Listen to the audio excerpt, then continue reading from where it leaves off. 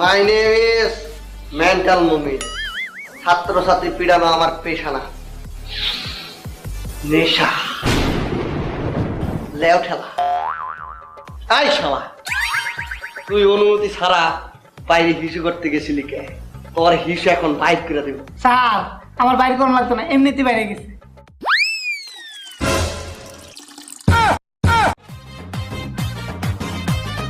তার মারবা তোমার বন্ধুরে মারলি কে?